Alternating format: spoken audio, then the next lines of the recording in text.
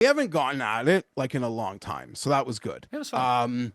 Yeah, that's good. And now we move on to the good stuff, and we sort of see this the same. Mayo experience. Mayo experience. Mayo experience. Mayo experience. Experience. Welcome to the Pat Mayo Experience, presented by Underdog. Code Mayo at Underdog. Right now, we'll get you a deposit bonus of up to $1,000 and a free pick in the Pick'em game. Put it to good use this week at the PGA Championship. Code Mayo at Underdog, because this is the PGA Championship picks, bets, one and done, plus the players who are cursed and anti-Andercursed this week. You can always jump around the time codes to find out what you want. Jeffrey, the second major of the year. It does feel like the lesser still of the four majors, yet I am really excited for it. I think it's because we've had bad golf for a month of tournaments that no one really cares about. It was a nice taster. It was a nice appetizer getting the Truest in this week, getting a collection of a few players together at a course we didn't know, and now we get everyone coming in at once, and I hope it pays off. Yeah, I mean, the season, you can essentially call it the halfway point. We're like developed halfway through a season here. Full stop opinions on all the guys. Best players are playing great. Fired up. I mean, the move to May was a lifesaver for this thing, because at least the Open Championship at the end of the road, it has just such prestige and like prominence and panache that it can be at the end of an exhausting season, and it still meets its moment. And it's Europe's event. And we love it here, obviously. So the best, what a trade. What a trade. It saved this tournament. We've gone banger courses, banger finishes. Look at that row of winners. I mean, check. I trust them again this week. I'm betting it like it's going to play hard. That's what I have to do. If I get fucked like last year, I just have to swallow it. You're not a spitter? I would probably be a spitter. But I have no experience. It was off. That was a direction I wasn't anticipating. But we have to choose our lanes. The lane I pick is, I trust the PGA, especially after last year, that they're going to set this thing up. Like, if weather is an element, a variable, of course, but their intention is to make these guys fight for it and to get a winning score, probably like last time. Last time was minus 20. Oh, you mean at the last time it was at Quail Hollow at minus 7, I think was the winner? JT 7, 8, or 9 or something, yeah. Yeah, I think minus 12 is probably what they would probably want. And I think they wanted that for the Truest at the Cricket Club as well, just the conditions. Really, they screwed themselves on Thursday. I was actually just talking to Blickle about it, that they made the day with the best conditions, put the pins in the easiest locations. That didn't really make any sense. They should have saved the easy locations for the hard, windy, rainy day and put the really difficult ones on in day one. And then they wouldn't have screwed up the scores so much. But by the end of it, it got to the minus 4. I remember, because we said it on the player-by-player show that's already out, that I was DMing with Michael Kim. I asked him, what do you think the winning score is going to be? He's like, 14 to 18 is probably what it's going to be. And he nailed it. I think we guessed 12 or 14 last week in just a blind guess to the course. I wonder why they did what they did early in the week, as you mentioned, because with a smaller field, you don't really have to worry about like the wave integrity that you would, say a week like this. If, the conditions get tough, or if the course gets tough, it's really hard to put like really big teeth on a course on Thursday when you have such a big field and, probably high probability of a lack of wave integrity. As I mentioned before, the player-by-player show is already out on all of the audio feeds, Apple and Spotify, or wherever you get your podcast. Rate and review it 5 stars if you're out there as well. Sub to Mayo Media Network. Smash the like for this episode. And in the description, in the comment section, want you to give me 2 things. 1, the biggest player that you just have no interest in betting. Who is the worst bet at the top of the board in your mind? Additionally, we talk about this with Tim here in a second, but who are the optimal final 3 pairings for golf? like that you think that would drive the biggest ratings for this tournament? Who are going to be your final 3 groupings? The 6 players paired together. Very interested to know what people beyond us, Jeff, think about this stuff. And yeah, that's kind of where we're at. Did you watch any of Myrtle Beach? Because I did. I had runners. I have had so many 200 to 1 plus guys going out late on a Sunday so far this season. None of them have even remotely showed up on Sunday. They've been bad. Norm made a birdie on Sunday. That was it. Shot over par.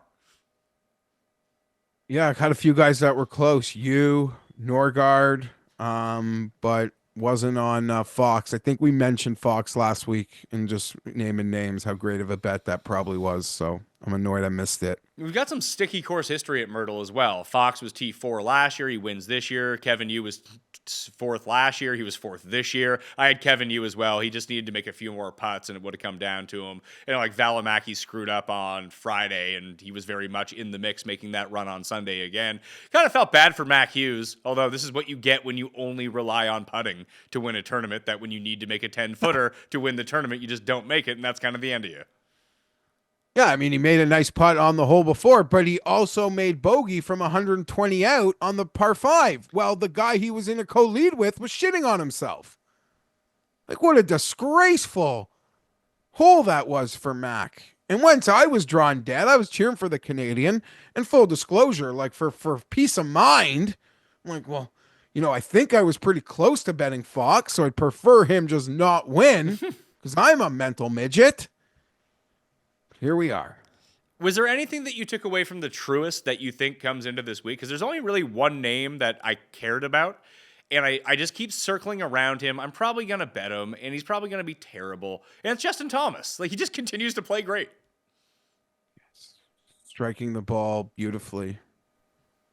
Like, it's just, and I mean, he'd been playing great even before the win. Like, everything was sort of feeling like it was peaking to it. The number feels as fair as anything, as you know, as fair as anything on the board. That's the part that I wanted to get to. That how haven't his odds been crushed yet? Is it because everyone's betting Bryson and that's just where all the money is going, so they can't really drop anyone else into that big 3? I don't want to spoil anything, so I gotta be careful what I say. I don't know how his number is higher than Rahm's. And I like both. They're both, I mean, obviously lots of guys at this part of the board like survived my first couple cuts trying to put red ink through guys. So they're all alive still. But I don't know how I could get more on Thomas than I can on Rahm right now. It seems strange. It depends on where you look. Like I'm looking at Cool Bet right now, and Thomas has dropped to 19, and Rahm is now down to 22. But there's still a ton of spots where Rahm is 16 to 1, and JT is 22 or something like that. Just seems strange. Yeah, I don't get it. I feel like they're trying to get me, and I don't know why. Well, you know, just speaking about the top as well, we've never seen 2 guys at 5. No. Like normally, Pat, it's like the favorite was like 8 or 10, right? For the majority of years, like just blindly thinking since we've been doing a pod for a major, like 11 to 1 or something. Obviously, then we got into this Scotty window, but now 2 guys at 5, we've never seen that. And I don't think the Bryson number is wrong either. No, and the Bryson number keeps getting worse, but it's at least inching closer to probably where it should be relative to the odds at the top of the board. But we're going to be talking about the entire board, making our bets here in a moment. First of all, we need to know who is cursed before we start laying down any money and to figure out who the one and done is of one, Mr. Tim Andercursed. Tim Andercursed. It's not my name. Hello, sir. Are you prepared for the year's second major? I can't wait for Glory's second shot. Did they update what the tagline is, or is that actually what they're calling it? I don't know what they're calling it these days. They've gone through several iterations. At one point, it was Glory's last shot. Then it was This Is Major. But I think that's when TNT still had coverage. So I don't know whether they even have a tagline at all anymore, other than Welcome to the US PGA. We're a major. They literally brought themselves for a period of time, and this was the period of time where I was hard on them that Tim likes to give me, you know, nachas for 10 years later. That being said, they did it to themselves. they essentially were creating corny slogans just like the players, like having to convince us you're important. Things that are important don't need to tell you they're important. They're just important. That being said, the move to May is just, I mean, it's probably been the biggest winner in all of golf in the last like 6 years, was this move for this tournament. Now, you say that you don't have to say things are important, but I will reiterate that it is important that you buy tickets to the live show June 7th to see myself, Jeff, Tim, Rob, Cam, Gary, and everyone's going to be there. Down in the description right now, it's Canadian Open week in Toronto, and we're doing a live show. Be there in the afternoon on June 7th. Tickets now on sale in the description. This is Some people are saying that's Glory's final shot. Did Tim it- says he's never doing it again. Glory's old. It'll never happen again, and we're not going for like 3 hours either, folks. I promise you, we're gonna have a efficient show. This is not going to just go on and on and on and on and on. You're not going to get bored. You're not going to want to like turn off the. I mean, since you can't actually skip ahead because you'll be there in person. Don't worry, we're not going to have you like sitting there 3 hours later saying, "Oh my God, when is this over?" So I can go watch my TikToks. No, we'll be efficient. I promise you. Really feel like you have underestimated the crowd that is coming. I don't think it's a big TikTok crowd. I have no idea. I have think no it's idea. the crowd that loves our 3-hour shows. Oh, yeah. This one's going to be 8 hours Well, I long. This is major as a slogan just triggers in my mind the Arrested Development episodes where it's check out Banner, Michael. Family, love, Michael.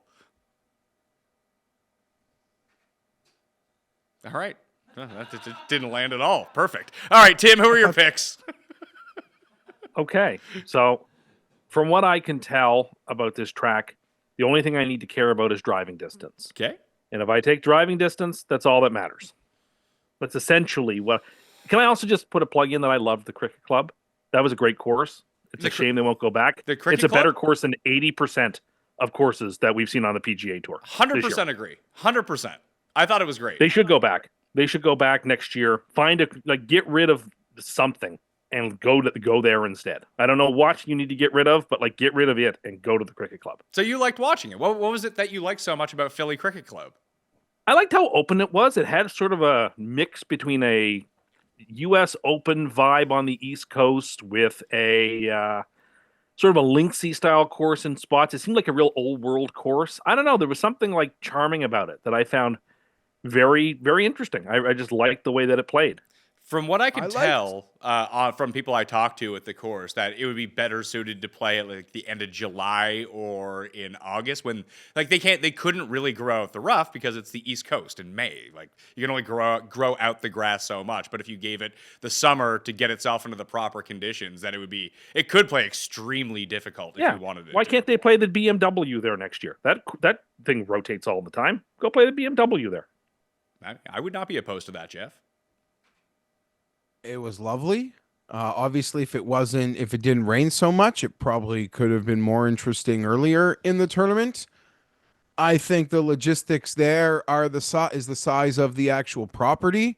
You heard from people on the grounds also, Pat, that there were like places were either like really crowded or barren. It was hard to get around. The rerouting of the course created like pockets that you were essentially stuck in. But I also, to my understanding, they didn't sell as many tickets as a normal PGA Tour event. Like the property just couldn't handle it. So in no way could it facilitate, say, a major championship, which is now just these huge, like a prerequisite for a PGA Championship is a huge sprawling property for all the activations and the masses of people and everything that would go into it. I mean, that's not what happened at LACC. It was like next to nobody there. That didn't go over very well. But they're going back in a few years, so like. Well, they had a contract. Okay, and maybe but the ticketing might be different next time. But you're not wrong, and just look how that was received. True. Just saying, you show us a course like this, for an elevated event. You don't get to take it away from us. That's not right. Well, it sucks that it's almost like it should have been reverse. Although I just said Wyatt probably couldn't host a major. right? Like it should have been hosting a major. Quail should be hosting a normal tournament.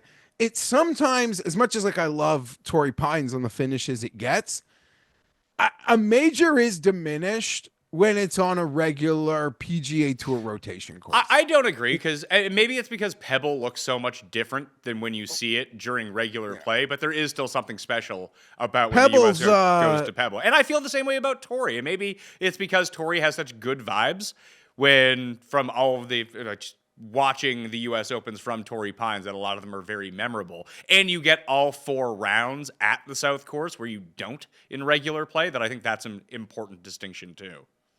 I mean, Pebble's its own animal, and I'm fired up for this week. The way the top guys are playing, like I am not knocking this thing down even the slightest, but I think part of the charm of major championships is sometimes going to places that we don't see that often, that have a bit of like more allure or special. That being said, let's go Queen City, fired up. Tim, it looks like there's a lot of rain in the forecast for Monday, Tuesday, and even into Wednesday, that we might end up with another soggy, at least initially, pin-seeking type of PGA Championship, depending on where they want to put the pins. So that kind of relates to your bomber theory a little bit, but I do think for round 1, if it is a little bit soggier and wetter on the course, that some of these shorter players, since there's going to be so many long iron shots anyway, that they may have a better chance of holding the green from distance the first few rounds until it completely dries out. That would be my only take on the weather right now. I don't know. I still think I want every yard of distance I can get at a place like this, particularly if it's wet, which segues into my picks. My bronze pick is a long shot, but I don't care. He hits the ball 5,000 miles. I am taking Nicholas Norgard as my bronze pick. Nicholas Norgard Moller? Yes, the Dane. He hits the ball 1,000,000 miles. He's only my pick here because Potgieter isn't in the field. If he were, I would have taken him. I bet him last week. Had a good Sunday. If you think as I do that distance is the chief thing I care about, then I'm taking him. All right. Do you even know who he is? I know he's a long driving Euro. What country? He already Denmark. said that. I was not like, you could make a ton just betting him top 20, but you wouldn't even do that. Second in the field in driving distance over the past 24 rounds. Which makes my silver pick, because I already used him as a goal pick, as Bryson. Because again, why wouldn't you? PGA and US Opens are sort of tailor-made for him to begin with. He almost won at Valhalla when it was very soft and very gettable. If Quail Hollow seems to be similar, now I can't quite recall the last time he played at Quail Hollow, even at the Wells Fargo, how he did. But driving distance, he's in the last group every single time this year. So like, how could you pick against him? So. This is going to be the theme of the week, because Jeff, you and I have already bet on Bryson as well. He's gone from 18 to 16, and now I believe the best number you can find on him is 12 to 1. Sometimes some spots he's down to 9 to 1. He is going to be the bet this week, because I think that everything sees exactly what Tim just said, that it's perfectly suited for him, and he comes in with the most consistently great form of any of the top players. He's also proven to be like venue proof at the moment. Like Tim said, final groups every week. These are all like a consortium of different types of venues. From Masters to Doral to a resort course in Mexico. I don't even know what South Korea was. I didn't see a second of it, but he dominated. It's the most popular major championship bet I've ever seen. It's the only thing that can hold us back. It will be like the biggest community major win ever, based on what I'm seeing, but we're all seeing it the same way.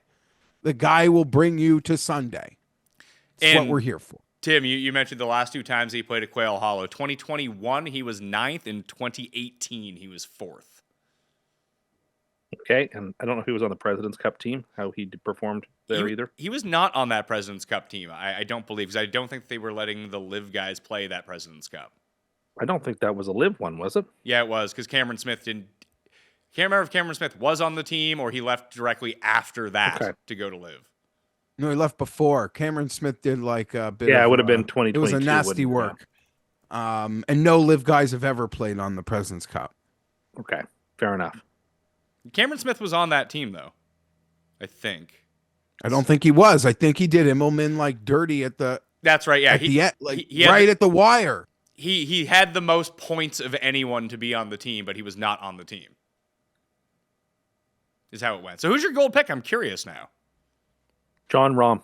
Really? The world is off John Rahm now. Agreed. The world is off of John Rahm.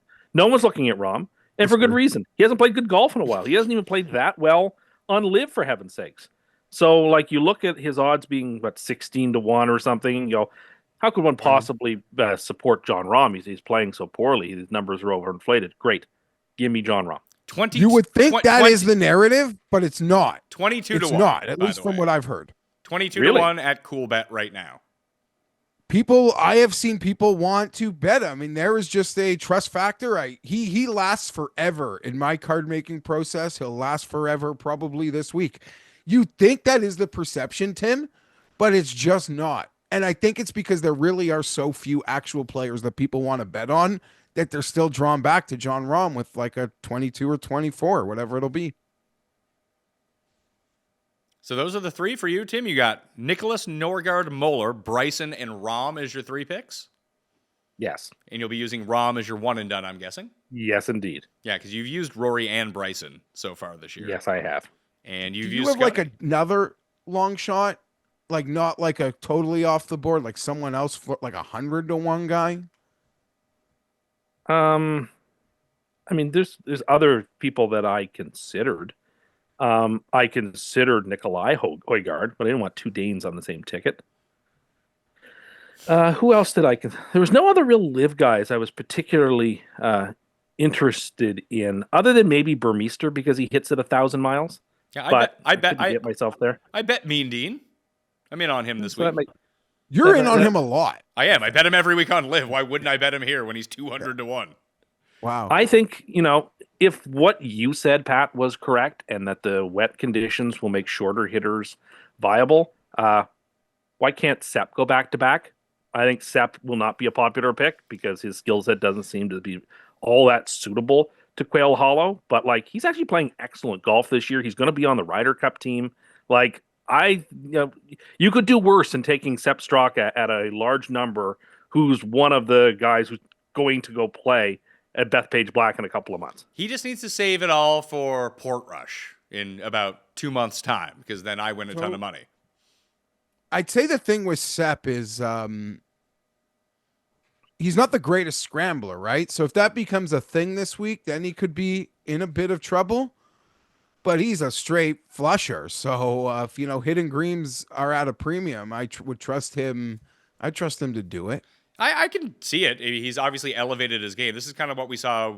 I mean, Wyndham Clark got the elevated win at Quail before winning the U.S. Open, but Straka's been picking off these dinky tournaments. He won the John Deere Classic. He won Honda. He won Amex. This was the first big win of his career against all of the best guys. That kind of ups him a level that I think he needs to be taken. Almost a lot like Russell Henley did when he won Bay Hill. That now you have to consider him at least a viable threat to contend in a major. I just can't recall Straka was second at the Open when Brian Harman won, but he wasn't really contending to win that major at the same time. There was, I think, him, Rahm, Day. I think there were 5 or 6 guys tied for second, and they were 5 or 6 strokes back of Harman. No one besides Harman was really in contention to win that, so it's kind of like a T2, and that's really the only time I can ever remember him near the top of a major leaderboard. Yeah, that's He fair. certainly hasn't gone out for a full tasting smoke contention, but it does seem like he has a pretty credible, solid track record where I think you could trust him, and there probably is money to be made in him this week. It is, and he ranges anywhere from he got bet down to 55 to 1 in some places this morning. CoolBet's still hanging a 75 on him if that's where you want to get in. I don't think it's a bad bet. It's just not a bet I'm going to make. Woodland, too, hits the ball 1,000 miles. Not going to be a popular pick for sure. Did he just withdraw from something? He withdrew 2 weeks ago, I think. There was a bunch of guys who WD'd over the weekend. Michael Kim, Thigala, and Justin Rose all WD'd during the tournament and then pre-tournament. Cust one and done pick from last week before he had to change to Burger was Jason Day. As a herniated disc in his neck, yet he says he might be okay to play this week. I don't think he's going to play this week. Hope for his sake he doesn't. That sounds bad. You got to cut down on the Roxbury impressions. Maybe he'll be okay. But who are the 3 guys who aren't going to win, Tim? Well, you mentioned one of them already, Justin Rose. As much as I loved him at Augusta, I do not like him here this week at all. Sure. So I'm critical of him. I don't see how Morikawa is going to be able to overpower a former champion, PGA champion. I don't see Morikawa's way through this week either. So I hate to write off any of the top guys, but I'm here to write them off. You've never been afraid to do that. And I'm going to write you off a live guy. I'm going to write you off Cameron Smith. I've seen nothing from him over the last 3 years to make me think that he's in any way, shape, or form ready to compete at the highest level at a major championship. So he's the third person. You write him off. So 22-1, 100-1, and 125-1. The 3 guys that can't win. Oh, well, I mean, I would say Michael Block's got a better chance to win than all 3 of those people. You think Michael Block's got a better chance than Morikawa to win the PGA Championship? Again. Tim, Didn't he win that PGA Championship? Wasn't he the winner? I mean, I think he got more ink than Brooks did that weekend. I saw Blocky cost you $100 more in DraftKings than Phil. That's insane. It's so great. Like, what? What disrespect? What sort of Blocky head-to-heads are we gonna get this? Did he play? Doesn't he usually play at PGA West or something during the year? He usually has every now and then a tour event before the PGA Championship, right? That's usually in the summer after he gains headlines this week. I seem to recall him playing at La Quinta or something. He didn't play this year at La Quinta, but if you just go take a look at his fantasy national card, he has that 15th at the PGA Championship, and then he missed 8 cuts in a row. What would a Phil Block head-to-head price be? Oh, Phil would be minus 300. Yeah, so why is I know it's not a perfect science. There's mistakes. That was almost insulting though. Clearly, Jeff is on the hunt for ways to be critical of Michael Block, and it has already begun. Listen, I'll only be critical when they put him in a featured group. I'll get mad. Well, he was only in a featured group once because he got shifted into a group, I believe. That's how that ended up working out. And he played with Rory on Sunday at Oak Hill. Yeah, and made that was an entertaining round. He made the hole in 1. He got that up and down on 18. It was a pretty good round for him. Yeah, and part of my ignorance, that was Brooks's 5th major. Yes. So to Tim's point, it was obviously an incredible accomplishment, no doubt. But at some point, there was a bit of Brooks fatigue in the golf fan zeitgeist, probably by number 5. He's not the most endearing player, despite how cool he can be. That Blocky, we had to give Blocky that oxygen. That was the story. What do you make of Brooks this week, Tim? I mean, the thing is, he hasn't played well, so I would close to write him off, except, anyone who's won 5 major championships, you can't do that to. That's one of the top 20 golfers to have ever played the game when you've got 5 majors behind your name. So you can never really write that person off if they're healthy. So, I wouldn't be going against him, but I don't see any reason to go for him either. We got a problem. Oh. Because Leafs Panthers is going to be Sunday night. So that's a problem. Game 7, which I'm assuming is going to go 7. Leafs will lose. But it's going to be an exhausting Sunday of a major. And yeah, Brooks, how will he keep his focus? His peas. His precious peas. He's going to intentionally miss the cut so he can take a jet to go down to Florida, then come back up to Toronto to watch all the games? Brooks might be at game 5 in Toronto Wednesday night. I'm joking, but wouldn't put it past them. Yeah, if I guess Florida is currently playing Toronto, if it's somehow the Eastern Conference Finals, we probably could have got Brooks to come to the live show if they were playing then. He'd be a party at the live show. Him and Cam out on the town? Those are two. Yeah, I don't know. Brooks doesn't seem like a coupon cutter to me. No, I mean, he can just feed Cam drinks. They'd have a great... I feel like they would be compatible party-wise. I mean, Cam works at any party. Yeah, just inject him into the scene and we'll be good to go. Any final thoughts on the PGA Championship, Tim? Because you are not going to be joining us for the Cut Sweat show this week, and we are pushing the NFL schedule release show to next Monday evening for drop on Tuesday morning because you're away this week. Yeah, I mean, I'm already annoyed that they're dropping this. Like today, for example, we already know what the first game is. Like, I don't like that. I don't know when it became a thing where they have to release like a third of the schedule before the schedule release. Like, it loses a lot of its luster when you know some of the big marquee games already. I don't care for that. This is not a football show, so I'll not vent my grievances about that yet. But I'm not super excited about this PGA because it's at a regular course that we see all the time. So I hope it produces drama. I hope it produces good golf.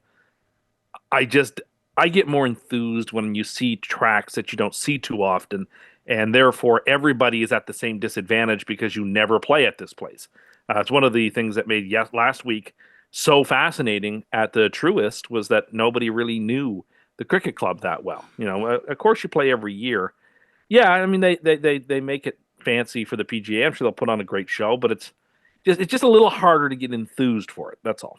You want Pat to have to break out some like 2017 Junior Am. Like, that was the only time any of these guys have been on this course, and we see who played well. That's the sort of shit we're looking for. I want to hear about back in 2006 when it was last played here. Luke Donald was T2 after those are the stats I want to hear. That's what I'm interested in. That's me. I want the vignettes about how Jordan Spieth's family went here every year for summer vacation or something. Like, that's what I'm here for. You were big on Spieth as of 7 days ago. What happened? I didn't appreciate how much length you really need at this place. But he's not short. Like, he's not long though. He is long though. I think that's really the sneaky thing about Spieth now, that he spent all those years like redefining his swing. He's 33rd in driving distance of 156 guys. Who is actually short now? It seems like they're all Brian just Harman? levels of long. Brian Harman? Yeah. But like, does it not seem like at this point they're all just like different levels of Corey long? Corey Connors is not long off the tee. Yeah, Corey Connors is like short. He's like 295 off the tee. He's just not 330 off the tee. Like, none of them are short. Lucas Glover is not a long hitter. None of them are short, like we would think about like Brendan Todd, who's injured right now. Like, he's a short player off the tee. But in terms of overall driving distance, Spieth is putting up numbers. Like, he's up there now. So, do you have the narrative that he still is going to win to steal Rory's thunder? I think it would be very funny, and very, very much in the line with what happens to Rory in the world, is that he only gets to have the career Grand Slam talk for a month before Spieth just takes it from him, and then that overshadows it. Like, that would be unfortunately very Rory. And then it's Spieth's summer. And then it's Then it's Spieth's summer as we turn to Oakmont. So 5-0 Jordan Spieth at the President's Cup here in 2022. Yeah, and look, wouldn't that would be a fun story? I would certainly be rooting for it if he's in contention. Well, like we tend to do for all of the majors, and I mean the names don't really change all that much, but if we had to draft the final three groupings for what's best for golf, I think it's probably Rory versus Bryson again in the final group.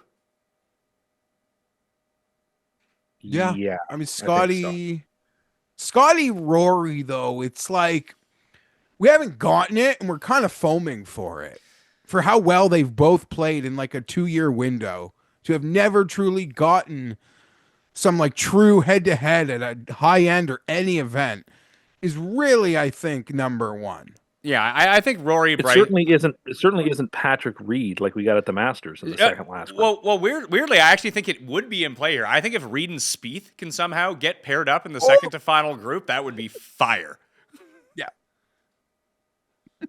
Please. People would not want to watch that. No, but they want to watch Spieth, and they want to root against Reed. It's the perfect combination of two guys who are just kind of all over the place, make some crazy shots, but everyone will be distinctly rooting for one guy, and then Jeff and I will be rooting for Reed. Then who's the other one? Is it like Brooks and Scotty? Like if Brooks just has a great I week? think Spieth has to be involved because of the career Grand Slam. I think he's got to be. put him in. I just put Spieth in. Oh, Spieth you put him. Sorry, with Reed. with Reed. Okay. I think that's like either Spieth, Scotty, or Spieth Reed. I think are like the fun groups to go with Spieth. Other than that, like, is it, like it's not like JT Xander. Like that's no fun. No, there's no interest there. Although JT Spieth together would be. Maybe People seem to enjoy that. it's probably like Scotty Ludwig or Rahm Scotty maybe. Yeah. Rahm Scotty or Brooks and Scotty. Yeah, I think it's more fun if you get Brooks into the mix. Yeah, honest. Sad thing is, after like just staring at the field for a moment, I think Brooks has to be included. There's just so few people, like anyone outside of our bubble, give a fuck about. Period. So Full stop. So Brooks Scotty, like this is like. Hey, I mean, I get that. Does it work out? I guess Spieth and most of these guys are American, but this is like wish casting the final 3 pairings on the wire for like the Ryder Cup kind of thing. Like, who are the best guys that we can put against each other to determine this thing? This would be an optimal outcome. Rory, Bryson, Spieth, Reed, Brooks, Scotty, down the list. Or like, even if Sergio wants to get himself involved, I think that'd be a lot of fun too. After everyone was on him, myself included at the Masters, now everyone's off of him, that he just shows up here and does well. Been good at PGA Championships over the course of his lifetime as well. Well, that will do it for Tim on the show. Tim, thanks for stopping by. My pleasure. Remember, Have a nice trip. Yeah, have a nice trip. And you can always tweet Tim at Tim Andercursed. Tim Andercursed. Have you been looking for a natural way to relieve aches and discomfort? I know that I am on the golf course. The CBD gummies from Cornbread Hemp are formulated to work with your body and not against it. Cornbread Hemp CBD gummies are made to help you feel better, whether it's stress, discomfort, or you just need a little relaxation. They only use the best part of the hemp plant, the flower, for the purest and most potent CBD. All products are third-party lab tested and USDA organic to ensure safety and purity. Right now, Pat Mayo Experience listeners can save 30% on their first order. Just head to cornbreadhemp.com/PatMayo and use code PatMayo at checkout. That's cornbreadhemp.com/PatMayo. Use code PatMayo. There's only one thing I'm really looking for. Well, 2 things with underwear. I need comfort, to properly firm my junk up in my pants. And I don't want it to be boxy. I don't want it to be lumpy when you look at me. I don't want to look like I have fat rolls at the top of my thighs, which I don't, by the way, but bunchy boxers will do that to you. So I need comfort, I need fit, and I need them to be very comfortable. That's where Skims comes in. When I found out that Skims was making underwear for men, I had to admit, I was pretty excited. My wife, all in on Skims. When the Skims package arrived at my door, my wife was pumped that I got her some Skims. Like, no. Sorry, babe. Those are for me. And they have been fantastic. So comfortable. Wear them almost every single day right now. I got to go buy some more because I don't have a full complement. I don't want to be doing laundry like every 2 days. So, I'm not someone who's going to double up on underwear. I'm not a psychopath, and neither should you be. But if you get some Skims, you can get as many to fill out your entire wardrobe, and you will live in the comfort zone. That's where you want to be, and that's what Skims can provide for you. Shop Skims Men at skims.com and all Skims stores. Let them know that I sent you. After you place your order, select Podcast in the survey and select the Pat Mayo Experience in the drop-down menu that follows. Skims is the official underwear partner of the NBA, WNBA, and USA Basketball.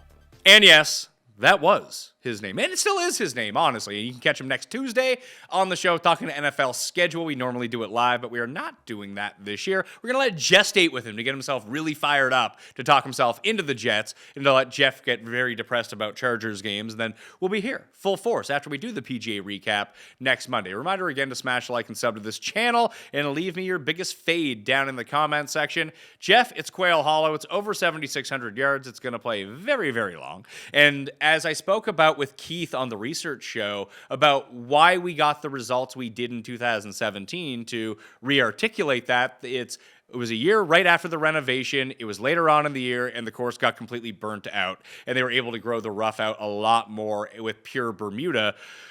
And that's just not going to be the case in May. It's going to play a lot more like conventional Wells Fargo Championship or Truist Championship now that we've seen the past few years with the elite fields at Quail Hollow, that I don't think that there's a ton that we can take away from 2017, honestly.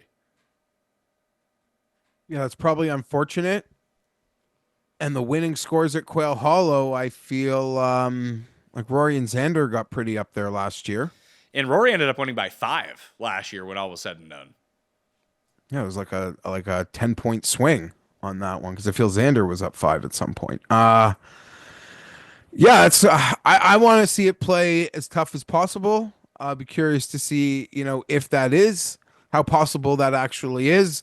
But if you think like just seeing the past winning scores at Quail Hollow will give us a pretty direct roadmap to what the winning score is going to be this week, this time of year, that's what I got to play into, I think, then. Yeah, slightly longer. The rough is going to be grown out more. It should play more difficult. So I'd say probably take your average winning score of the Wells Fargo Championship and make it like 80% of that. So again, like -10, -11, -12, I think should be what they're aiming for this week. And I don't mind that. Like, people are like, oh, they need to be like -2 for a major championship.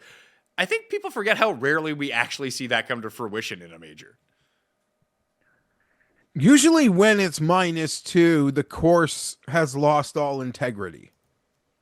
Also, like for that to happen with the equipment, with the skill, there's almost not a property you can unless you make it just like a luck sack unfair. Like who's getting the least unfair break when you hit a perfect shot and it's not rewarded. That's how you get -2. I don't want that either. I think if I was shooting for it, like -7 seems like a really good winning score. Like anywhere in the single, even -9. I feel like that's a very fair competition. That's what we saw at the PGA Championship until last year at Valhalla when it rained a bunch. It became a soft course, like we're kind of seeing might happen this time around. I don't know if the scoring would get as low, but Brooks wins at -9, JT wins at -5, -6 for Phil, -8 for Brooks. Morikawa snuck a -13 in there at Harding Park, but I don't even mind a -13 because it was a very competitive PGA Championship. I was going to say 8 to 12 seems amazing. And if you're flirting with 12 or above, as long as it's, there's drama and it's competitive, no one would complain. But like you read those past final PGA Championship scores. Like, I don't think there is a major championship that has done it better in that window of winners you just listed than the group that's responsible for this week. So I'm trusting them. And last year obviously felt like an outlier. It was Scotty got arrested. They got 20 under. Like, what an insane week. Xander finally won after blowing a 5-stroke lead like the time he played before that. Do you think only the model bros still had the faith? Do you think that there's an inherent advantage to the top end PGA Tour players this week because the Wells Fargo has become an elevated and signature event over the course of the past 3 years? So it's not even like all the players on the PGA Tour get to play there. Only the best players have done it. I think there's something to that. That being said, I want to be naive and hopeful at times, although you say it's not possible, that because we've seen like courses, regular events host tournaments, venues host tournaments regularly, or a guy like this is his home course, but then the PGA Tour goes there and they set it up so differently than his like home than he does for the other rounds, that it's actually sometimes some information is like counter to what's actually happening. I don't know how much different you can make this course. Like, they were able to reroute it for the President's Cup, so they played it a bit out of order. Obviously, the green types and the new, there was new tee boxes introduced in 2023, but there was a complete renovation before the PGA Championship in 2017. Different type of year, different type of grass for the greens and rough had actually grown in. We're just not getting that this time. This is being played at essentially the same time that Quail Hollow is played at every year now. So there's nothing they can do. No, I mean, it's not even that there's nothing they can do. They can make it faster. They can make the rough a little bit longer and more penal. So you're going to get a harder course, but I don't think it's going to play that dissimilar than what guys are used to seeing here. Even when we talk about Torrey Pines or Pebble Beach, they're played 6 months after at a completely different time of year than we normally see them on the schedule. It's just inherently going to be a much different course. Yeah, I mean, so I guess it's just obviously the PGA of America has their intentions, and we've seen it with the majority of those final scores over these last handful of years. But it's probably more to looking, like you said, take one or two off the traditional Wells Fargo score since this move, and that is probably what we're looking need to try to hit.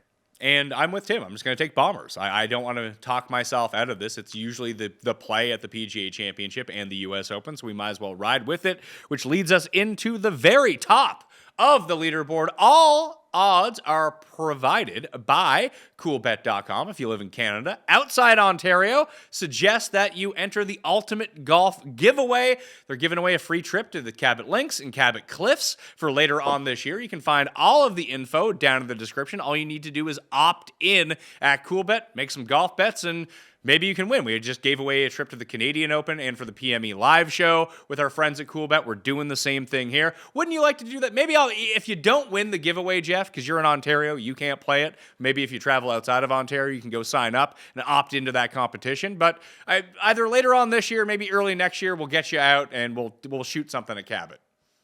Oh, that'll be a time. I don't know how any normal Canadian doesn't enter that contest. I'm jealous sitting here in Ontario. Yeah, it is. I mean, they're probably the two best courses in the country, so you should probably go check if you like golf and like to play golf. The fun thing is like Cabot Cliffs is not hard. It's a fun course. Good. Golf doesn't have to always be hard. The only difference is that it depends on when you play it because it's directly on the coast. That I've played it in 45-mile-per-hour winds. That ends up becoming very difficult. Yeah, I mean, honestly, I'll make golf hard even when it's not, so it doesn't matter. It's fair. So the very top of the board, Scotty and Rory are the two favorites, and they're followed very closely by Bryson DeChambeau. Plus 460 for Scotty, same as Rory. Bryson's now down to 11-1. We have already bet Bryson.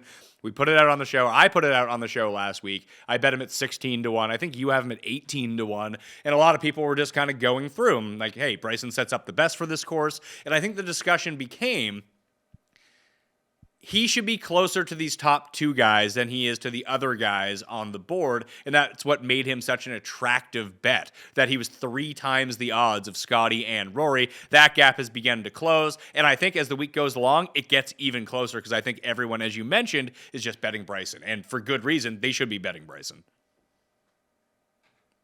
I agree with you on where that number is. It's very simple. The guy we've spoken about it for the last month. He seems venue proof at the moment. And now we're going to venues that play into his strength. And this guy's going to venues, recently that have neutralized his strength and he's dominated, or at least been right there at the line. Scotty, you could say the same thing about, but it's Bryson, 18-1. Let's go. I'm a live bot this week, I think, Pat. I don't know how I don't be a live bot. It's weird. I have 4 bets in, 2 of them obviously being futures, and 3 of them are on live guys. And I wrote about this a little bit in the newsletter, free column. Just hit the description. You can find it. It's up on my Twitter account at the PME right now as well.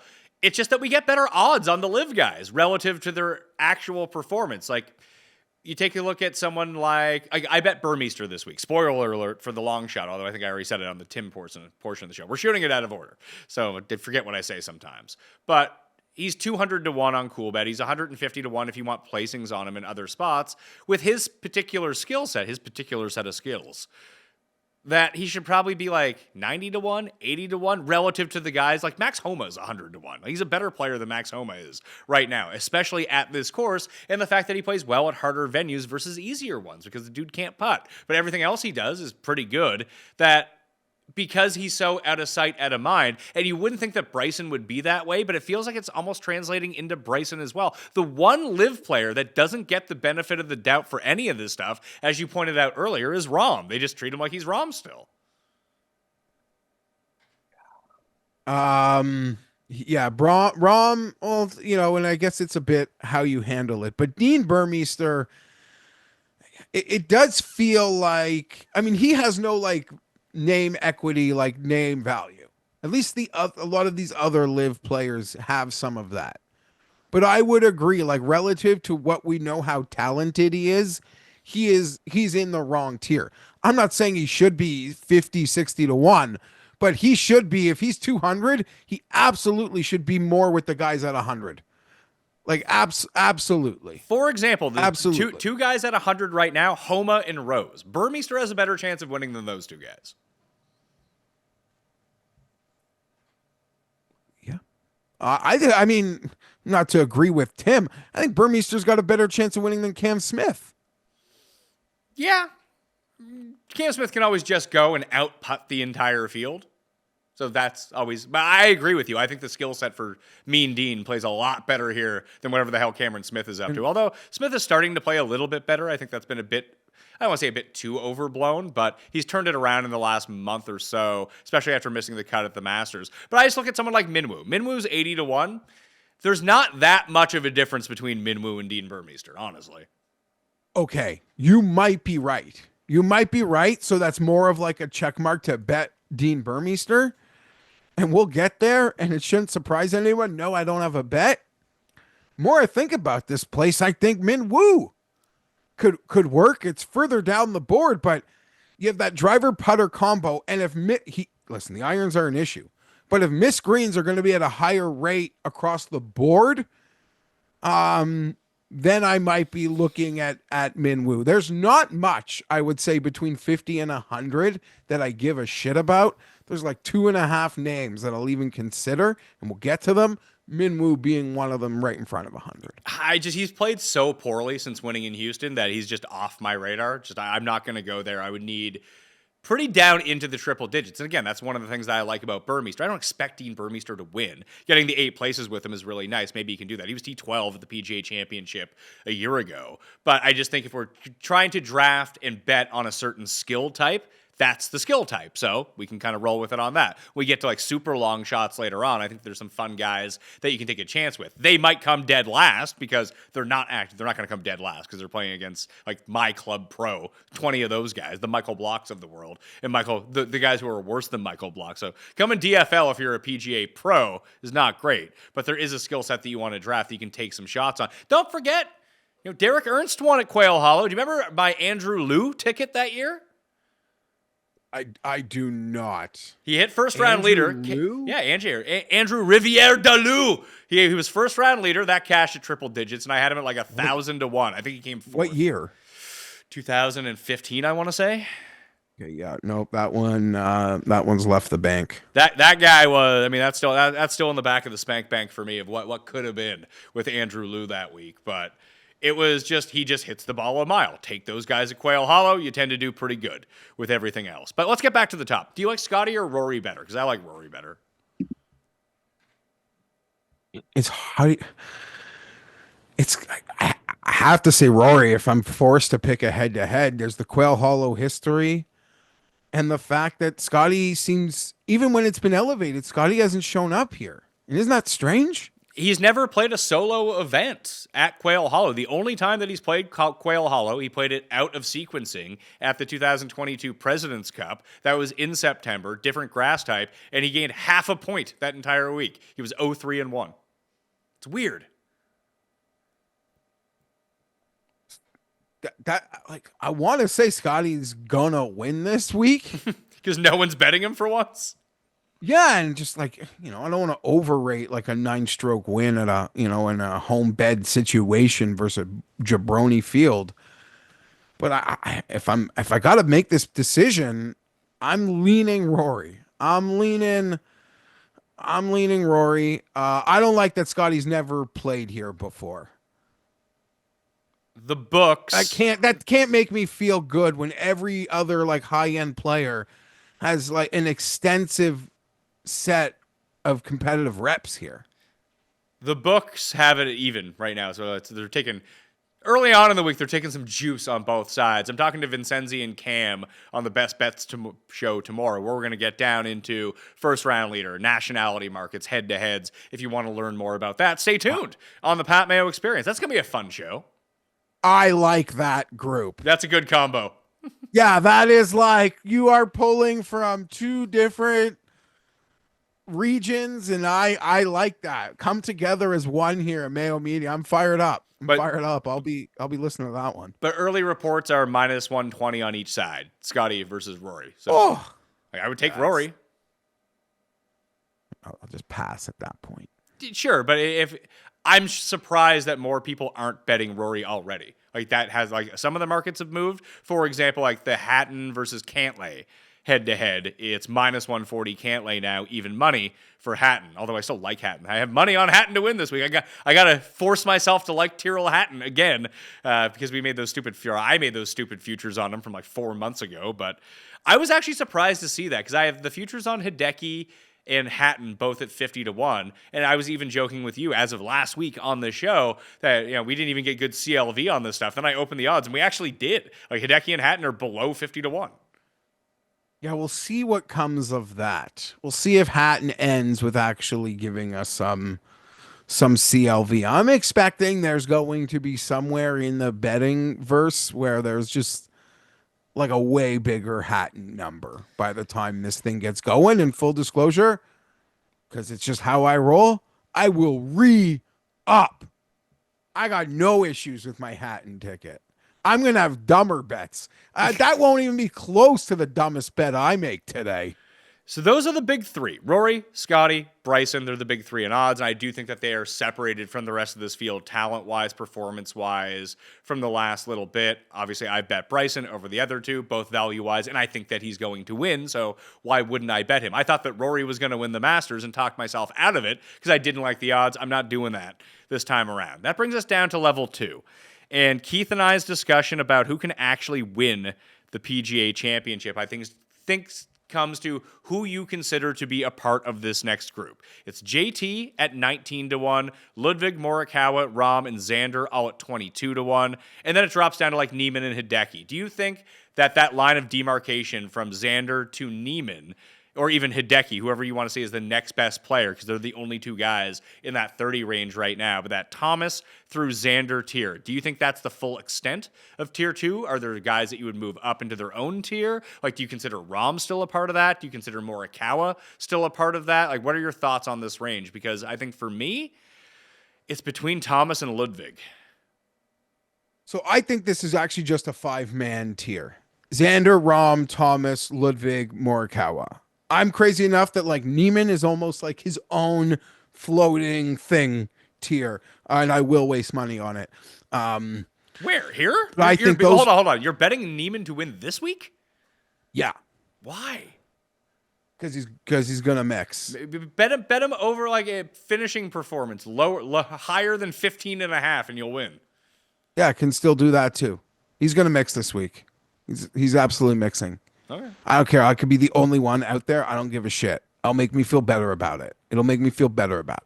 I have more. I've got Rahm. It's hard for me to want to bet Xander over the other guys. It's hard for me to want to bet Morikawa over the other guys. I will say this about Morikawa. I back the caddy change like so hard.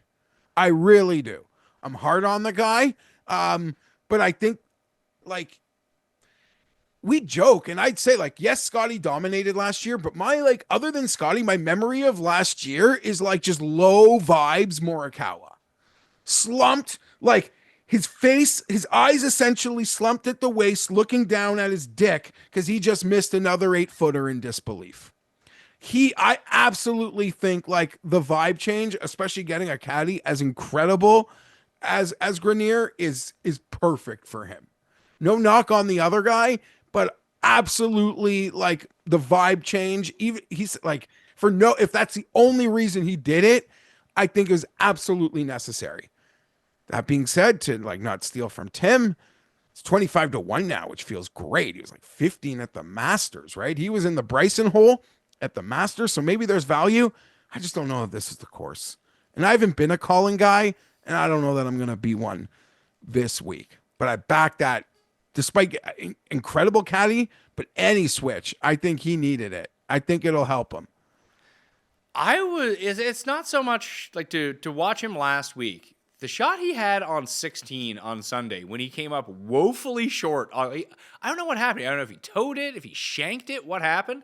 But he was like the only guy who ended up in the water like 30 yards short of the green. I never see Morikawa miss that shot. Like, long irons are supposed to be his bread and butter. I just think he's going to have to hit too many this week in order to truly contend, unless he runs the hottest of all hot putters. And we know he doesn't really do that all that often.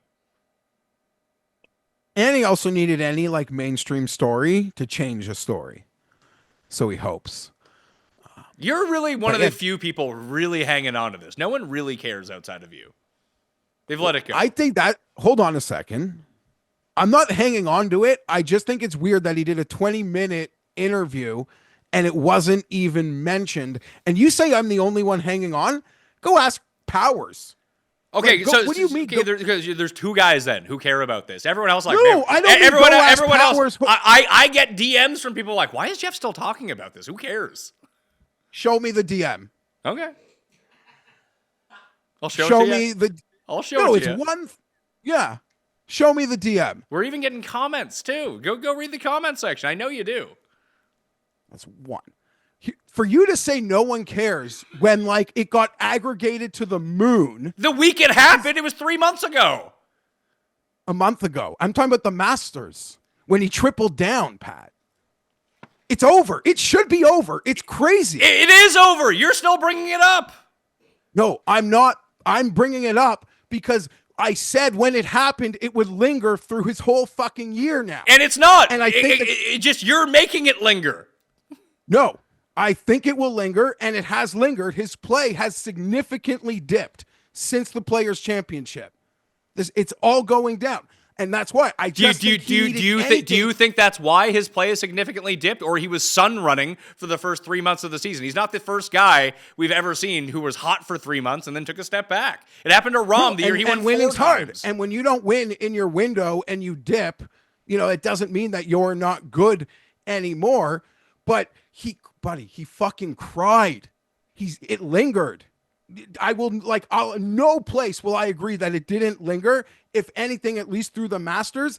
And I think he was desperate for any sort of change. And I back him for the change he made. I think he made an incredible decision, a great decision that will pay dividends that will course correct, in my opinion, his season. I don't think it's this week. But for you to say no one cares, no one cares. 3.5 weeks ago, that thing got aggregated to the fucking moon. It didn't get aggregated to the moon. Powers asked the question, then Powers published an article on Golf Digest about it. You are incorrect. Because awful announcing, what are you talking about? I just feel like you're way too online with this stuff. No one gives a fuck. No, I am saying it got incredibly aggregated. That is objectively the truth. That's not even for a debate. Me holding on to it, that's a fair conversation to have. Sure. But to say that didn't get aggregated to an incredible degree for anything golf related is objectively incorrect. That being said, incredible move. To have watched, obviously JT had to make, wanted his guy back. His guy's fine. Maybe at the end of the year, JT regrets letting Joe leave because he really is one of the best. But there's no way. It would be like having the 25th best quarterback in the league and then having a chance to get Matt Stafford or something. You go get fucking Matt Stafford, like those bad teams tried to do. And Colin Morikawa did that, like an instant upgrade to him and his season. So even if people didn't think he needed it. I searched Colin Morikawa Masters. I had to get to page 3 of Google results in order to find this, and it's a Golf Digest column.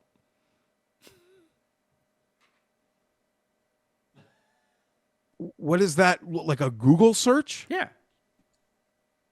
I Googled Morikawa Masters. What are people talking about? What is related to Morikawa at the Masters? If it's everywhere, it's not. Well, listen, those stories are newer. They came up after the fact that his play becomes a story once the tournament starts. But to say that thing didn't get aggregated before the fact is insane.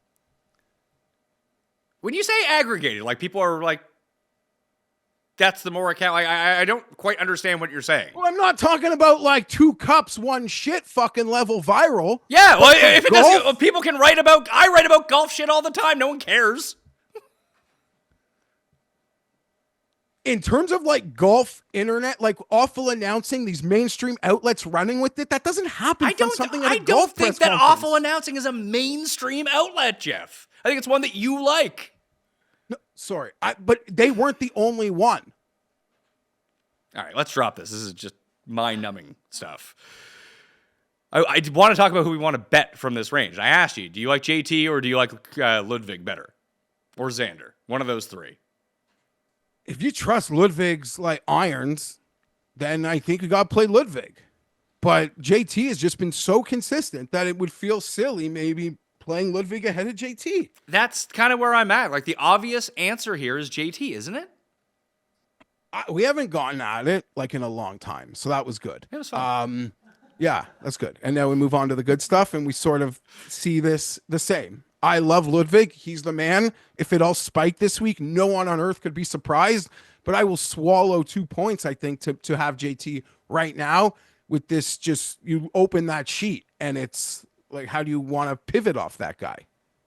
I think that's the move. Like he's come second, first, and second in 3 of his past 4 starts. Obviously, he won here last time, albeit at a probably different setup, of course. I think he has enough distance. Like he's not a prodigious driver like the rest of them, but he's not short off the tee at the same time either. His long irons, his short game have all been excellent, and his putting has been good. It hasn't been great, but it's been good. And he's the ultimate answer to who, like, do you not kind of want to see win this because it's super boring? The answer would be JT or Xander. Ugh. Very boring. 3-time PGA champion Justin Thomas. He'd have the resume we all thought Day would have. Just a bunch of PG Wanamaker's. Yeah. 19-1, man. I'm staring at 19-1. It feels, I don't want to say too good to pass up because that's obviously not true. Because I'm contemplating Xander for 3 more points. Ludwig for 3 more points. I'm not touching Rahm. Although I kind of agree with Cust. I don't think he's out of it. There's been mentions that he doesn't like this course all that much. And that's usually a bad sign. Usually, people say things. Usually when Rahm says things like that, it's not good. I agree with that aspect. Yeah, that was a Johnson Wagner on a fried egg pod. And maybe some other places had mentioned Rahm is not a fan of it. Was Charlotte. Aggregated. Settled. No. Like, that's an example of, like, absolutely not. I heard more about that than the other thing. Now you're just playing with the truth. No, I'm not. Because what I think that listen, everyone's timelines are curated to what they want to hear. And this is the stuff that pops up in my feed. Guy fucking cried. I wouldn't even have known if you didn't tell me. That's a lie. It's not. Like I don't watch this Another shit. lie. You sit here and Another watch lie. like pressers when I don't give a shit. It's awful. Yeah, but it's another lie. I know you don't watch it, but that to say you wouldn't have, that's just a lie. It's just not true. We're factually now just not speaking truths. No. So you're denying the truth because I'm telling you what my truth is from what I saw, and you assume that your truth is just everyone's truth. No, you knew about it. Listen. You told me about it. You sent it directly to me. You're making me fucking angry because you told me the morning after people were DMing you about these stories about Morikawa, that this person around him's a fucking weenie, that person around him's a fucking weenie. I got that after Bay Hill, not after the Masters. Yeah, but I'm saying he fucking cried. That's when he cried. He didn't cry at the Masters. See, I don't even I'm remember saying, when it said happened. You didn't know he cried. I didn't realize that he I'm saying cried. that's a lie. I did get those DMs, though, that people just don't like him, that work with him. Yeah, apparently his agent's like the biggest fucking loser on the whole circuit. On the whole, like, traveling circuit that is the PGA Tour. I agree, we've now, like, beyond exhausted this fucking thing. Of this range, in this moment, it is Justin, but I'm a sucker for fucking Ludwig. I just don't, it's just not been good, Pat. It's just not. It's like for the only event in the last month and a half that feels good was the Masters. And in that, you could be like, man, the guy can really just spike in a moment. But But even to look at his performance at the Masters, and you can get away with the same sort of thing here. It's sort of like the minor league version of what we want from Bryson. That it was all driving, he chipped a little bit, and he putted a ton, didn't really hit his irons well. And that's essentially what we want from Bryson as well. We want him to hit, if he hits the irons well, he wins. But that's the blueprint that we want from him. With Ludwig, we've seen one good tournament of iron play so far this season, and he won at Torrey Pines. That was it. So that worries me. When I take a look at JT, you know who gains with their irons every week? Justin Thomas. Justin Thomas. You know who's putting fine right now? Justin Thomas. You know who's won a PGA Championship here? Justin Thomas. You know who's been coming here as a pro for a decade? Justin Thomas. Like, I'll feel dumb if Ludwig is winning or mixing and I'm on Justin, but I don't know. I don't know how I could double click the other, like, Ludwig over him right now. More like, honestly, maybe it's not like Ludwig. I think skill wise and PGA Championship setup, I think that's going to be a good venue for him to get his breakthrough in one of these bigger tournaments. I just don't know if this price sensitive to the other guys that are around him, if I like it or not. But Xander, I'm not going to bet Xander, but if Xander goes out and wins, I'm going to feel stupid. Xander, like, okay, he mixed in No, he didn't actually mix in Valsburg. He had a really hot Sunday, and he would have had to, like, go nuclear to the finish. He hasn't mixed, but we all know we're not getting a warning. He's just winning, and probably by margin. I would tend to agree with that. Yes. Like, yeah, like there's no, there's going to be no event where, like, oh, it's like all there. Everyone's on Xander because the stats, and he finished third, and it's like, it's time now. No. That's not happening. You're skipping that stage, and it's just Xander lifting the trophy, and we have to feel dumb and give credit to the guys who called their shot. And it's close is the weird thing about it. Yeah. Like, the irons have been good. I mean, that one tournament at Valspar, throw that out. Otherwise, they've been slightly above average. The driver has been actually now good 2 of the past 3 events. He's starting to putt a little bit more. Like, his all-around tee to green is coming back. I just don't know if it's quite at the level. But he has an 11th, an 18th, and an 8th in his past 3 starts. Like, that's exactly where you would want to see him, I think. But it feels like a lot of it's backdoor action. Like, at the Masters, he snuck into the top 10. Even at the Truist, he came T11. He had a very good Sunday in order to make that happen. Valspar's the same thing. He came 12th and just went up. Maybe he's just a round 4 underdog, lower birdies guy or higher birdies guy right now. Yeah, but again, like, it's close enough where if you haven't bet him, you can trust the pedigree that he can do it, and there will be no warning. He's just winning. I don't know that I could be Xander over JT. So it's JT. So I'm going to write down JT. I'll keep him. I'll bet him towards the end of the show unless you can talk me into something else. But right now, I think from the very top tier, it's Bryson for sure, then probably Justin Thomas for me. I better nail that Thomas pick because I got some dumb ones coming. Let's talk about this third tier then, the 30 to 60 range, because there's just not a lot of guys in here, which I was frankly surprised about. I mentioned Neiman and Hideki, they're at 32 and 35. Cantlay, Hatton, Victor are all at 45. Then you're into Fleetwood, Brooks, Lowry, Spieth. That's the entire collection of guys between 30 and 60 to 1. Obviously, I have money on Hatton and Hideki, both at 50 from 3 months ago. They haven't played up to the expectations that I want, and I do agree with you that Hatton's probably going to drift. I mean, I could just be suckered into Cantlay again. I'm not going to do it, but I could see myself getting suckered into it. He's starting to really play some good golf. This range, God protect me. Like, just give me the strength. Please give me the strength. In the same way I was blessed with the strength to never play in an online casino, I have not been blessed with the strength in other ways. I like a lot here. I like none of this. That's funny. I like Hideki. If you trust him to putt. Yeah, the but problem with Hideki right now, Pat, is that the bad putting is so bad that, like, if the bad putting rounds could just be like slightly below average to the field, then the great rounds can then we can actually get some like the great rounds can sustain us, can hold us, but the bad is so bad that it's like worst in the field bad, and it doesn't matter how good we do on the other days, we cannot recover from it. It's like the classic Tommy Fleetwood Saturday. I guess, but you look at Hideki, right? He ends the Masters with that, like 66 Sunday. You look at him on the good rounds this week. Quail Hollow suits Hideki. He doesn't need to hit every putt if it's 9 under, 8 under winning score. Yeah, the 45, like 48, I could still see. Well, here's the thing. I'm in on him at 50-1. That's a bet I've made. If I didn't have the bet and he was 50-1 today, I don't think I would bet it. But I lose every single week, so maybe this is good for me. And he's shown an ability to like just win off of not pristine results. True. And he has There's a win. that. He has a win this year as well. It's not like that's why I ended up betting. It's like, oh, this could be another Hideki year. And then it's been kind of off. His driver's been so bad. That's the big issue for me.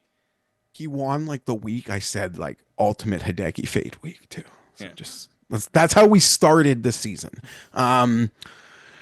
Listen, 4 wins, nothing since Minwoo at Houston, and it's like gotten long enough now with no mixing where I feel like golf, betting golf season can like beat you down, but it's at the point where like you idiot, do you know anything? That being said, I might be an idiot because all Patrick Cantley does is when you bet him, Pat, is he does enough to make you think you should maybe still bet him. He is hitting the ball so nice. He's hitting it so nice, and it's not 22. It's not 28. It's 45. It's 45. Like, okay, mock me for making a shitty 45-1 bet. Whatever. I don't care. I might have to do it. I'm not. The one guy who has most of my interest here is actually Brooks at 50. It's a blind. I want to say it's a blind bet that he's 50-1. But it seems like a really big number for Brooks at a PGA Championship. Whose ball striking on live, not bad. His putting everywhere in the world, very bad. Brooks 55, Spieth 55, Vic 50. Yeah, let's talk about Brooks here though. I will never like there's impossible to besmirch anyone who says I'm betting Brooks Koepka 55-1. I'm betting for a winner. I'm not 5th place pays me nothing. If he loses, it's just like my other bets. Like we're trying to pick outright winners. How can I say anything bad about betting Brooks to win a big golf tournament over 50-1? I'm not betting it, but like you don't even have to defend it, Pat. Even with this play. No, I'm with you. I don't know if the thing is because I have those Hideki and Hatton bets in already. I feel like I'm kind of priced out of this range, especially if I bet Justin Thomas along with Bryson. I can't leave. I mean, a week ago, I'm happy. Last week, Victor was like 33-1 to win this tournament when I peeked at it. If he was 50-1 a week ago, I'd have bet it. Because I bet him last week, silly enough. Like just long irons. He can be a master, but it doesn't seem like he trusts himself. How can I trust him with stakes as high as a major championship? When you listen to him speak, he talks like he doesn't even trust himself. He is still like shocked that he won a golf tournament. Yes, I agree. It seems really strange, doesn't it? But he did. He did it. He won the golf tournament. He did. And like Quail Hollow, it's perfect for Victor. You say that about like every course that Victor goes to. Sure, like ceiling Victor can slay anywhere, but an iron, like a painting with an iron, long ones. In terms of winning, you might be right about Victor, but someone like Lowry is just simply playing better. And he shows up at these long, hard courses too. Lowry is probably the only player from 60 to 100 that I might even consider. Like Patrick Reed, Minwoo, maybe, but let's move to that range Lowry, then. Let's because there's a bunch of guys in there who either have wins this year, been playing really well this year. I'm betting Corey Connors first round leader is a bet I'm making. I heard you say betting Corey Connors, and I was like waiting to hear how that was finishing, and I guess you saved it. I like Corey. I'm not betting him this week, and I wouldn't make fun of you for betting him to win. But I was shocked to think what was coming out of your mouth. And good late swerve. He's been first round. I mean, 2 of the past 4 years, he's been first round leader. He's been second at the first round as well. We just saw this. I know they're obviously different venues, but there's something with these setup at PGA Championships that seemed to, and one of them was at Kiowa, which was, I think he was first round leader there. And that's a super long course. And then the other one was at Oak Hill when he was in second to someone after round 1. Just whatever the style of this golf is, especially with slightly soggier conditions, that he can go at some of these longer holes with his long irons. As I mentioned to Tim, that maybe on Thursday those can stick, where maybe they roll out throughout the course of the rest of the week, that maybe the greens are slightly slower. I think that's all very advantageous to him. And you, like, him winning is just like a non-starter for you? No, I think if there's ever a major where he has a chance to win, it's probably the PGA Championship. I just don't think that he's going to win. Winning's hard, and there can only be one.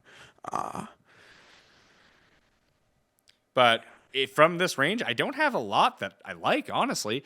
Like Straka, like I said, if you want to go with 75, go for it. Day's coming off an injury. This is not a great course for Henley. Minwoo's been terrible. Cam Smith's been terrible. Sung Jae, who knows? He's at 80-1. Max Homa, Justin Rose, they're at 100-1. Wyndham Clark, Jordan Spieth at 60. Yeah, that's not terrible. Wyndham Clark's been terrible, but he has the right skills for here. He's won at this course. He's 75-1. It's just a bunch of guys that I feel like I really have to do a lot of heavy lifting to convince myself that these guys are better than the guys who are double and triple the odds in terms of their chances to actually win this tournament. I can't fight you on that. There's a lot like in the mid hundreds that seem like just as likely. Back here, I will do something with Patrick Reed. Don't really see myself betting him to win, but I'll find a way to make money on my guy this week. And a great week they invited Bryson and Brooks to the dinner. They didn't invite Patrick. Keegan didn't invite him to a 24-man meal. No one likes him. Yeah, but he's not like backup quarterback. People just people don't want to be around him. His only chance here is to play well in the majors. That's his only chance to make a Ryder Cup. I'm not disagreeing. I can't even make an argument. He's not liked. It's a locker room. They don't fucking want him. They did not even include him to like a 24-man dinner. Like, if it comes down to it, all things being equal, they will select Finau or Ricky before they select Reed as a captain's pick. You're probably right. Burns Burger. Like, they're all ahead of him. Keegan would play himself before they put Reed on the team, right? Here, if you want to make money on Patrick Reed this week, Patrick Reed minus 120 to beat Jason Day in a head-to-head. Oh, Day's, if that goes off, but yeah. Well, or if Day plays like 2 holes and he's like, no, I don't got it. I got this kink in my neck. Back off, Jeff. Back off. I got to walk off the course. And then Reed wins. Play 1 hole. Take 1 shot for Jason Day. He WDs 3 holes later. You win your bet. But Pat, you're not wrong. I'd rather just bet a guy at 45 than 2 guys at like 80. Especially because these are the guys that we're getting at 80. I think that's more my point, that I don't love any of them. Like, could Minwoo win? Sure. Could Russell Henley win? Absolutely. Just don't see it happen. Versus, if you wanted to say that these guys, and this is part of the reason for it as well, because top 5, top 10, top 20 odds correlate to what your outright odds are. Now, if you wanted to tell me that Seb Straka is a really good bet for the top 20, and so is Corey Connors, and so is Russell Henley, I would absolutely agree with you. I think they're much better than the guys who are double the odds of like Thigala and Sergio and Fitzpatrick and Burmeister, Keith Mitchell, all those guys, because they have no consistency. But the skill sets that I want to target this week for winning this tournament, I think are more in this range down here. You named a couple of them. Yeah, I absolutely agree. I hope to not like get carried away back here because I want to end up just betting guys that I think can win. But there are a lot of names with bigger numbers. You named a couple of them. Historical question for you though. Who would you say is in our era the greater first round player? Like, has Keith Mitchell gotten to the point where he surpassed our Charlie Hoffman years? David Skins last year, I think, was the first round leader 3 times. There's a guy every year who did. Munoz was awesome for one of those years. And I know it's like hyperbole now with Mitchell, and it's deserved, but I'm just curious, as someone that never bets him, like, who is the greatest first round leader player of the golf podcast era? Hoffman, Mitchell, Munoz would probably be up there. Scotty's really good in first rounds, despite only having 1 first round lead in his career, which is really strange. I think he's like the best statistical player in round ones, but he's always second after round 1. So you shouted Fitzpatrick. I don't think it's crazy. I don't know if It's kind of crazy. he's playing better. The number is huge. Willie Z. I'm not saying betting these guys, but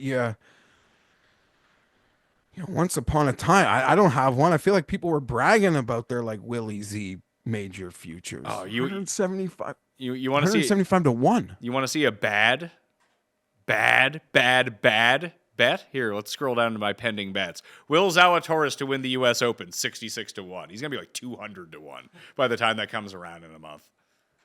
We still got a month. I want to open up a guy's sheet before I embarrass myself and say his name. Are we at? Let's do 100 plus then, because there's a couple guys at the very top. Finau's playing better golf. I'm not going to bet Finau, but I just wanted to shout him out that he's looking a little bit better. The other guy is Burns. Keith Stewart was big on Burns, and I think he has the right skill set. I just don't think that everything comes together for him, which it would need to this week. Other than that, I mentioned Burmeister. That's a go for me. That's a bet.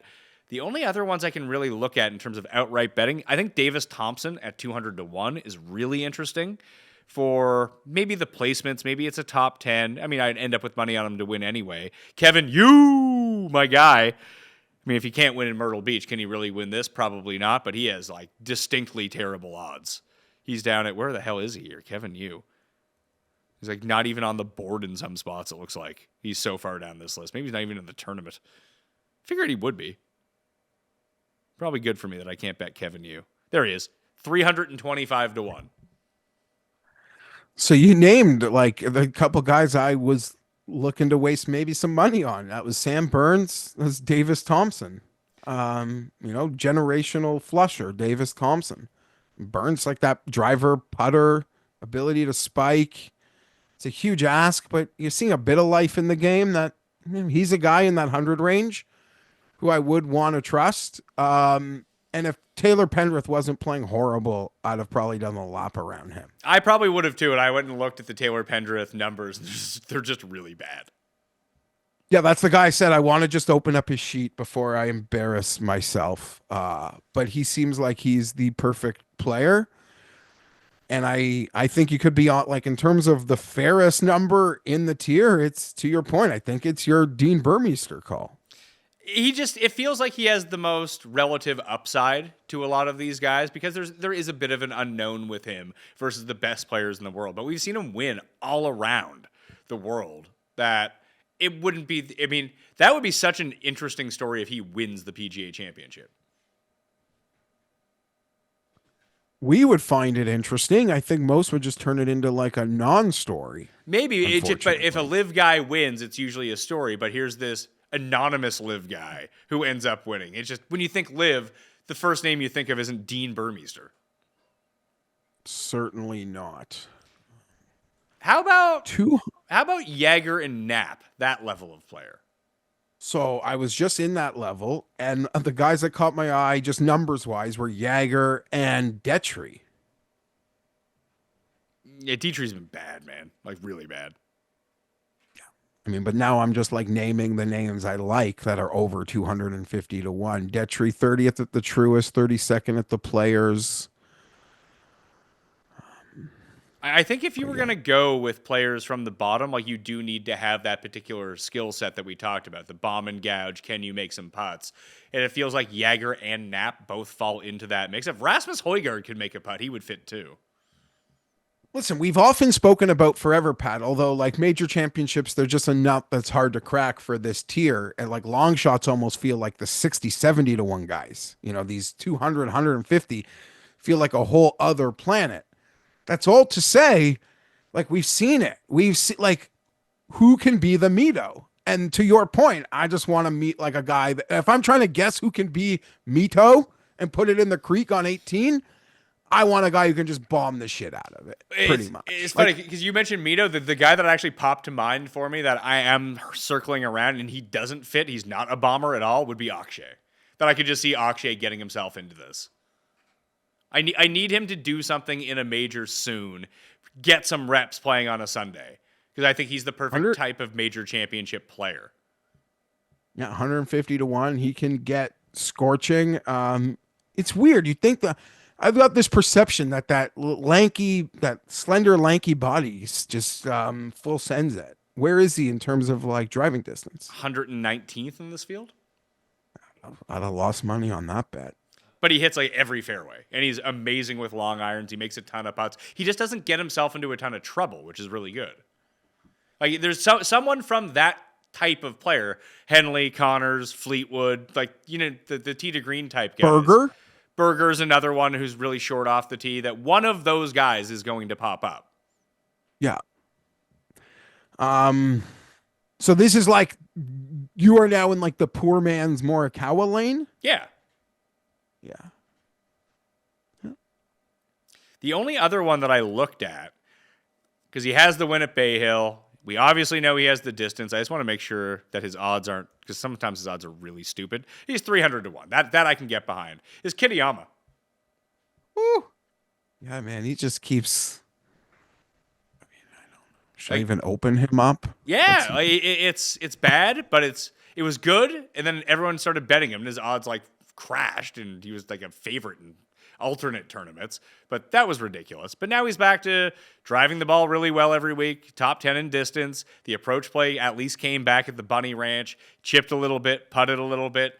The other stuff, like he went through a really bad run from basically Honda through Valero where he could not hit an iron. At least the last time we saw him, he was able to hit some greens in regulation. But these guys are probably more top 20 bets, right? Yeah, you would think so. Just got to shout out our friend Baroff who hit everything. And when you hit everything, you're allowed to send a friend this text. I'm betting Cameron Young for the PGA Championship.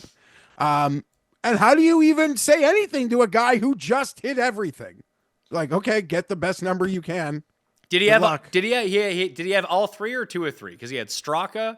Did he have Fox? I know he had the French guy, the French dude on Euro. Did he have Fox? He might have had Fox. He might have hit everything. He at least had 2 or 3, which counts as everything in my head. That's insane. He can't even hit one. He has like more outright winners last week than I've had all year. Let's see. Now he didn't have. Let's see. Oh, that's PGA Championship. Who's he betting? He's betting Justin Thomas. 28 to 1. Where'd he get that number? I think that's a future. That makes a lot more sense. Let's see. Straka, yes. Did not have Fox. He had Straka and Marty Cordova, or whatever that guy's name was. Okay. And did he posted his PGA card? Yeah. Is Cam Young on it? Oh, yeah.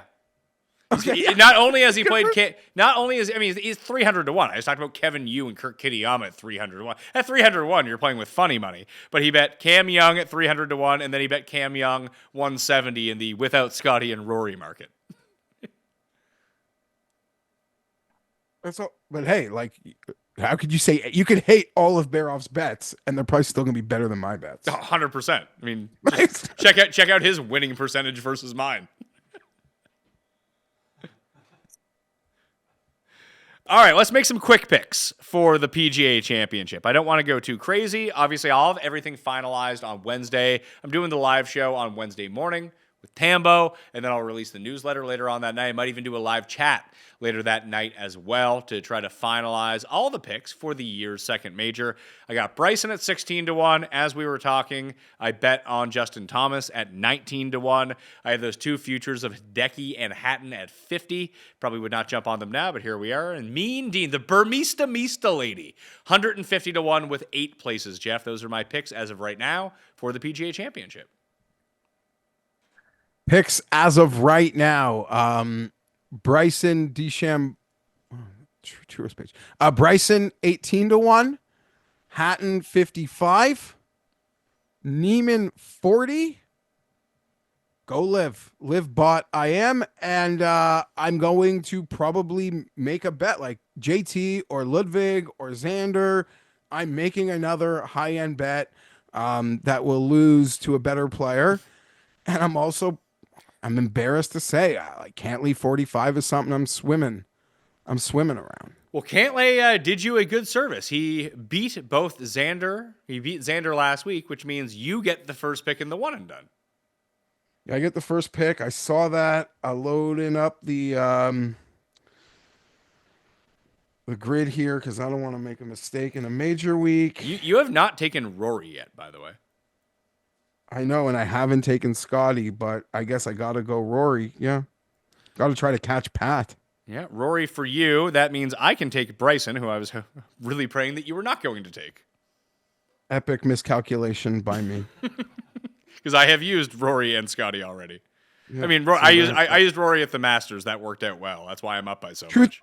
Truth be told, I hope you end the one and done this week. You just don't want to make the picks anymore? No, like you hit on Bryson. We win money. I'll give you the bragging rights. So that's Bryson for me, Rory for Geoff, Rahm for Cust. And Cust 3 picks to win: Rahm, Bryson, and Nicholas Norgard Muller, who he could not pick out of a lineup of 1. They're the 3 guys who cannot win for Cust: Cam Smith, Morikawa, and Rose. Did he just find out who Moeller was watching Myrtle, like Golf Channel Myrtle Beach coverage, trying to find the truest? That's the only way that would have had that's probably exactly it. That he was watching the truest on Golf Channel, fell asleep because he's Cust, woke up and saw this guy going on a birdie run to end. He's like, oh, he probably thought it was the truest. And then he hears the announcers make like a comment, or he sees a chyron about his driving distance, and there we are. Suddenly Tim's PGA Championship bronze pick. He's the big game hunter. He will always tell you that. He'd be demanding a lot of credit if Nicholas Norgard Muller wins this week. We'd have to give it. He would have earned it. That's true. All right, that will do it. On the Pat Mayo Experience, we got 2-hour shows out already. We got this one, Cam and Vincenzi tomorrow, me and Tambo on Wednesday. We got the Cut Sweats coming on later this week. I'm weirdly, like, the Masters I find stressful for content, Geoff, because there's so much. You got to get ahead of it. This week is just a lot of fun. I'm very excited for this week. Yeah, I think it also, like, I'll probably take in less content because I already know so much about the course. That's true. That's sort of a downfall to this. Like when I don't know so much about the course, I will listen to 15 different opinions on how people think it will play, and then my brain will come up with mine. Sort of like the Masters to a certain extent. Like we know Quail Hollow as well as anything. We've been playing it in video games too since we were 10 years old. Where's the next future venues? It's at Aronimink next year, right? Keegan venue. Aronimink. If only Keegan was hitting his irons, we'd have talked about him today, maybe. Yeah, PGA Frisco, Olympic Club, Baltusrol, Congo, Kiowa. What's PGA Frisco? That's the new one they built. They built a new headquarters in Texas. Oh, is it in Austin? Is that where it is? Or I guess Frisco. Somewhere close to Austin, but I think it's Frisco, Texas. I thought Frisco was outside of Dallas.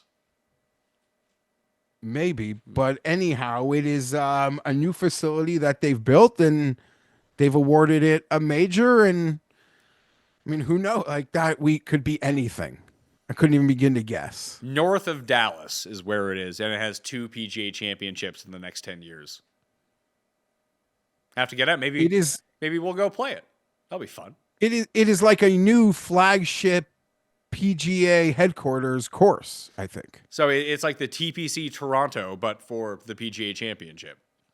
I guess so, because they moved all their offices out of Palm Beach and Ponte Vedra. Maybe I'm wrong about that, but my understanding, that's what this place is. I thought they moved everything to Connecticut.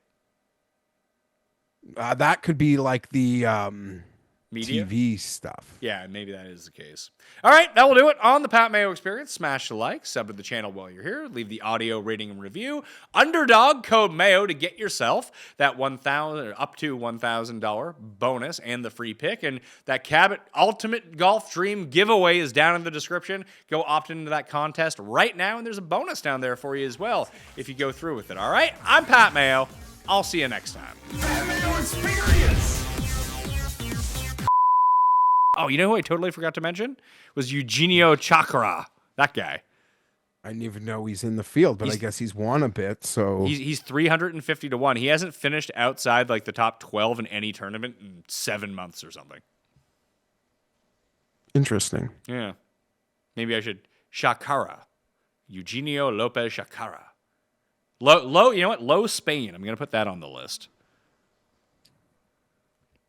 I wonder what his low Spain odds are. See, these are the ones that you can really get Cam with. He'll be all in on that. Because he'll want to fade Rahm after I tell him the Cust. Who's in there? It's like Puig. It's all the live. Puig and Sergio. Like what PGA Spaniards are like? Who's even from Spain that plays on the PGA Tour right now? I don't know. Campillo? Yeah, I guess he's like Let's see. So the market, there's only 4 of them, and you name them all. Rahm's minus 150, Sergio's plus 350, Puig is plus 475, and Eugenio Lopez Shakara is 6 to 1. Experience.